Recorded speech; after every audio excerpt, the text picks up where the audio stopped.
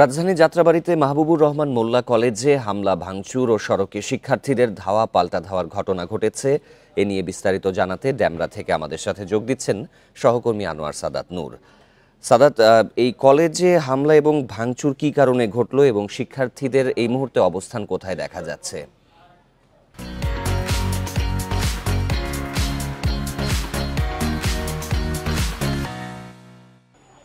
এই ঘটনাটির সূত্রপাত কিন্তু বেশ কয়েকদিন আগে, মানে 18ই নভেম্বর ডক্টর মাহবুবুর রহমান কলেজের মোল্লা কলেজের যে শিক্ষার্থী, একজন শিক্ষার্থী ডেঙ্গুতে আক্রান্ত হয়ে ন্যাশনাল মেডিকেল কলেজ হাসপাতালে ভর্তি হয়েছিলেন।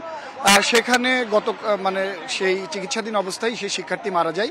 এরপরে গতকালকে সহপাঠীর মৃত্যু, মানে অবহেলায় মৃত্যুর অভিযোগ তুলে কিন্তু ডক্টর মাহবুবুর রহমান কলেজের শিক্ষার্থীরা বিক্ষোভ করেছিল।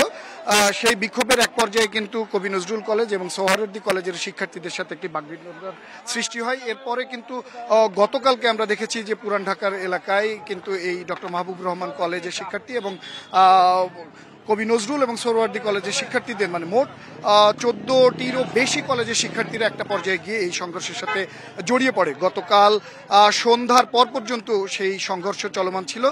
গতকালকে এই সংঘর্ষের ফলে একটা পর্যায়ে গিয়ে ডক্টর মাহবুবুর রহমান কলেজের শিক্ষার্থীদের দ্বারা কবি নজরুল কলেজ এবং সোহরাওয়ার্দী কলেজে ভাঙচুরের ঘটনা ঘটে বলে অভিযোগ সোহরাওয়ার্দী কলেজের শিক্ষার্থীদের, এবং তারই ফলশ্রুতিতে আজকের এই ঘটনার সূত্রপাত। আজ সকাল থেকেই কবি নজরুল কলেজের শিক্ষার্থীরা এবং সোহরাওয়ার্দী কলেজের শিক্ষার্থীরা তারা পুরান ঢাকা থেকে বাহাদুর শাহ পার্ক হয়ে একটি বিক্ষোভ মিছিল নিয়ে প্রথমে এই যাত্রাবাড়ি ডেমরা এলাকায় আসে এবং ডক্টর মাহবুবুর রহমান মোল্লা কলেজ, সেই কলেজের সামনে এসে তারা উপস্থিত হয়। এবং এখানে আগে থেকেই সেই শিক্ষার্থীরা, যার সহপাঠী মারা গিয়েছিলেন, সেই শিক্ষার্থীরা, মানে অভিজিৎ রায়ের বন্ধুরা আগে থেকে কিন্তু এখানে উপস্থিত ছিলেন। তারা জানতেন যে কবি নজরুল কলেজের শিক্ষার্থীরা এবং সোহরাওয়ার্দী শিক্ষার্থীরা আসছেন।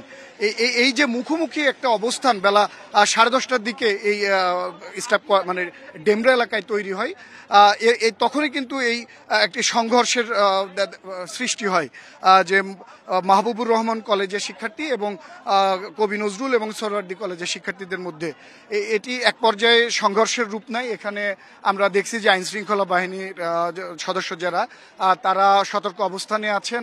ব্যাপক সংখ্যক পুলিশ এখানে মোতায়েন করা হয়েছেন। স্থানীয়রা যারা প্রত্যক্ষদর্শী তারা বলছেন যে ইতিমধ্যে সেনাবাহিনী এসে টহল দিয়ে গিয়েছেন, পরিস্থিতি নিয়ন্ত্রণে করে সেনাবাহিনী চলে গিয়েছেন বলে এক পক্ষ দাবি করছেন। তবে এখানে শিক্ষার্থীরা যারা ডক্টর মাহবুবুর রহমান মোল্লা কলেজের শিক্ষার্থী, তারা দাবি করছেন যে তাদের উপরে আজকের যে হামলা সেটি মানে অনৈতিক।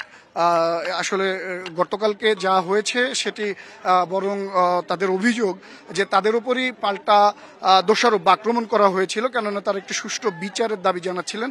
সহপাঠী হত্যার সেই তদন্তের জন্য তারা দাবি জানাচ্ছিলেন যে কেন তাদের এই চিকিৎসায় অবহেলা হলো। অন্যদিকে এই যে সোহরাওয়ার্দী কলেজের শিক্ষার্থীরা বলছেন যে বিচার চাইতে গিয়ে যে ভাঙচুর করা, তাদের ক্যাম্পাসে ভাঙচুর করা, সেটিও এক ধরনের অন্যায় এবং তাদের অস্তিত্বের সংকটের পরিচয় হয়েছে। তাই তারা আজকে এই জন্য এখানে এসেছেন।